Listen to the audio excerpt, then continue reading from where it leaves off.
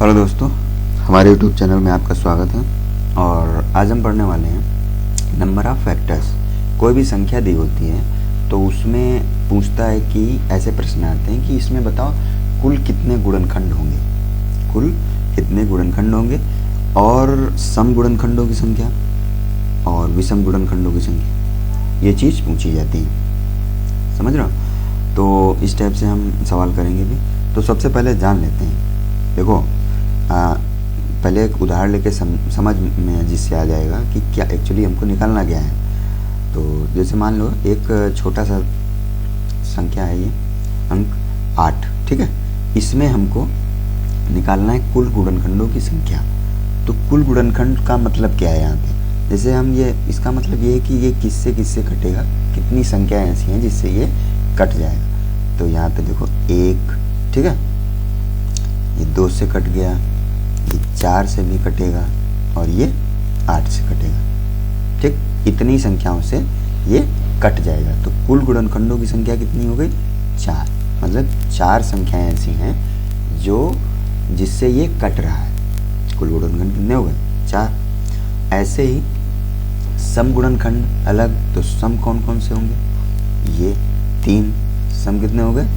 3। विषम कितने हो गए? 1। विषम कितना हो गया? 1, ठीक है। तो इस टाइप से हम सवाल करने वाले हैं। मतलब अब जैसे ये तो 8 था, ठीक है, ये 8 था, छोटी संख्या थी तो इस ऐसे कर दिया।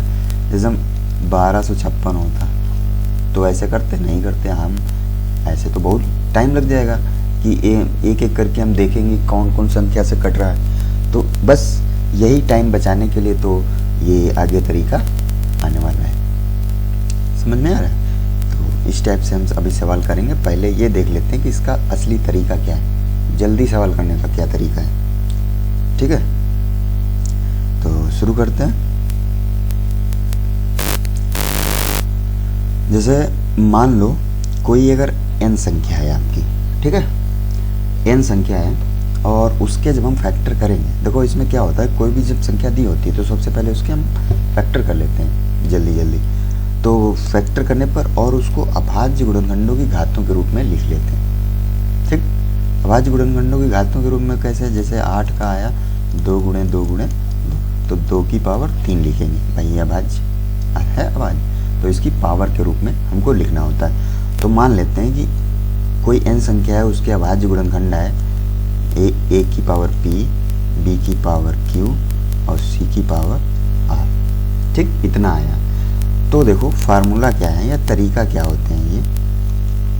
अगर हमको कुल गुणनखंडों की संख्या निकालना है तो फार्मूला ये होता है p+1, मतलब जो पावर होती है उसमें एक एक जोड़ते चले जाओ आप, ठीक है। और सम वाले में क्या होता है कि p में नहीं जोड़ोगे, बाकी सम में जोड़ोगे।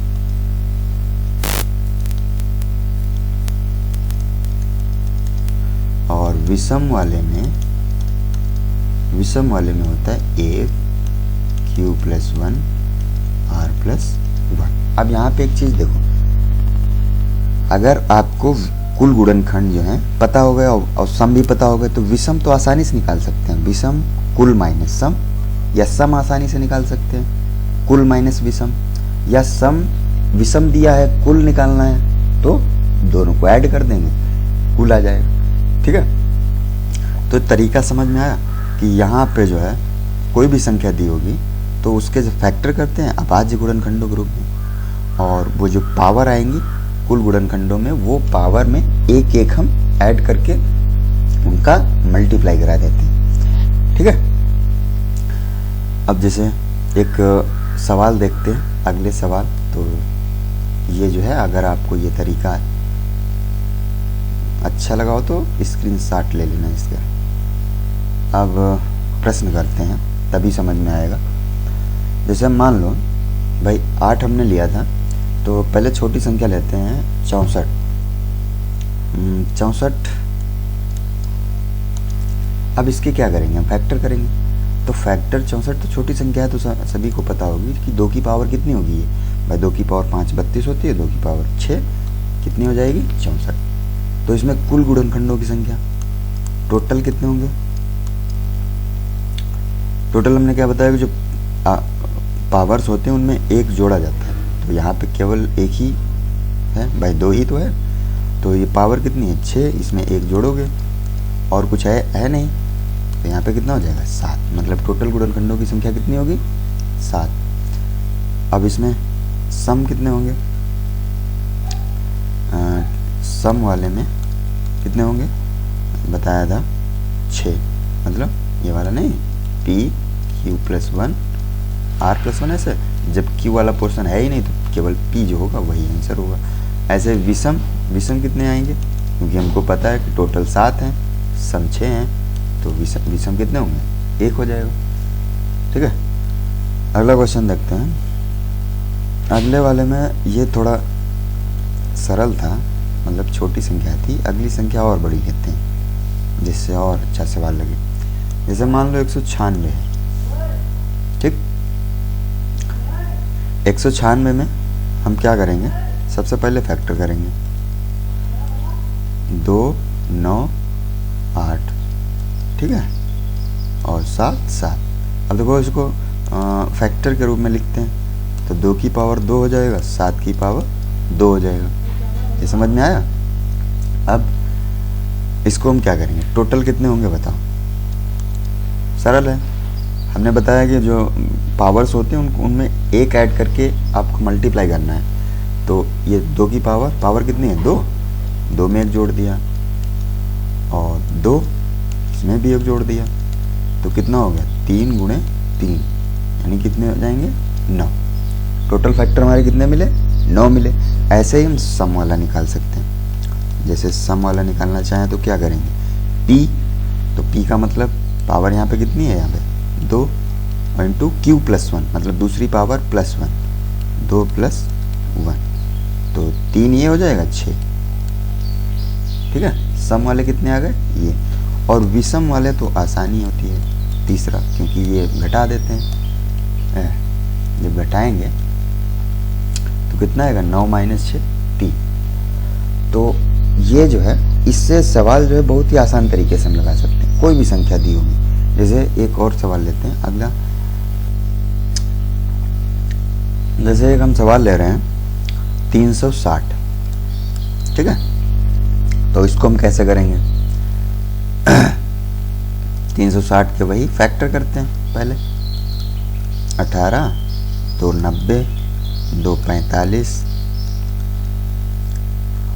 और 3 3 5। तो अब यहाँ पर भी हम वैसे करते हैं, 2 की पावर कितनी हो जाएगी 3, 3 की पावर 2 और ये 5, पावर 1। अब यहाँ पर टोटल हमको निकालना है,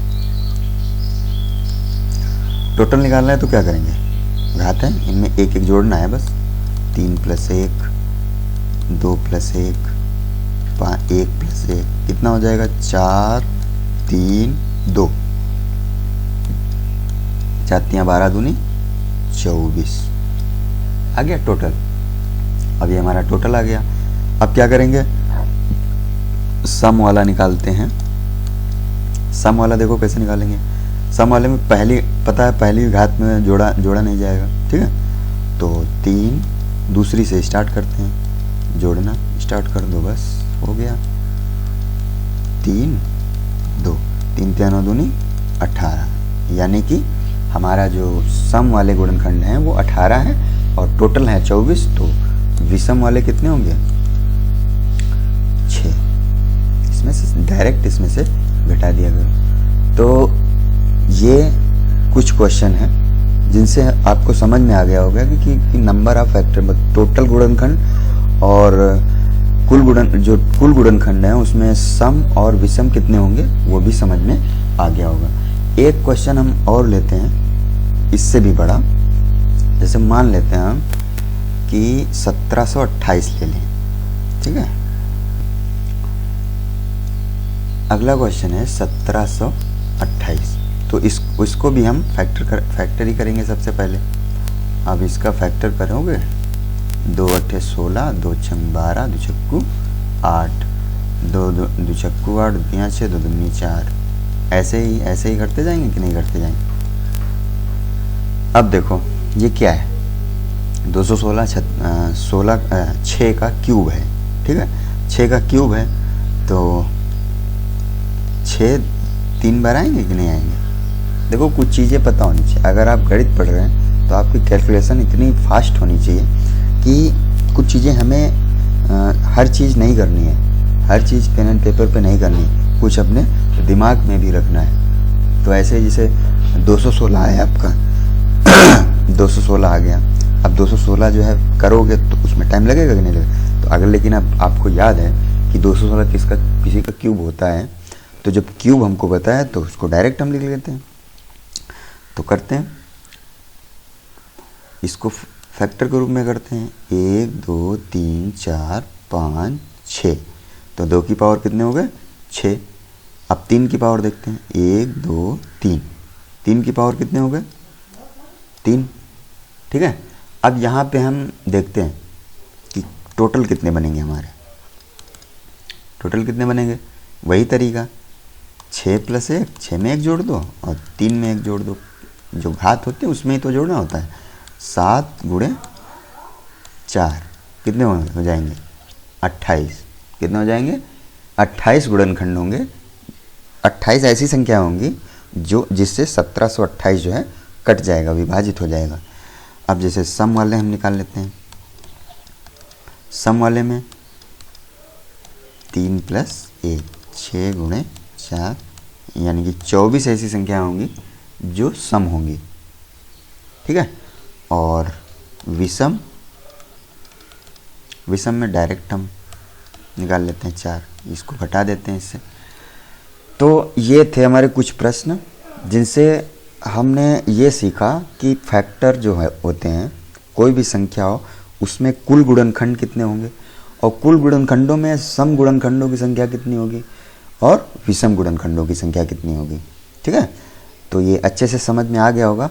और यहाँ ये तरीका जो है, अगर आप उस टाइप से करेंगे कि गुणनखंड निकालेंगे एक एक करके तो बहुत लंबा हो जाएगा, और इस तरीके से जो है मात्र बहुत ही कम समय लगेगा इससे, ठीक है, बहुत ही कम समय लगेगा और तुरंत आपके नंबर ऑफ फैक्टर निकल आएंगे। और कोई भी 2 चीज़ें हम निकाल लें, तीसरी ऑटोमेटिक निकल आती हैं। तो ये थे हमारे कुछ क्वेश्चन, और अगर आपको हमारी वीडियो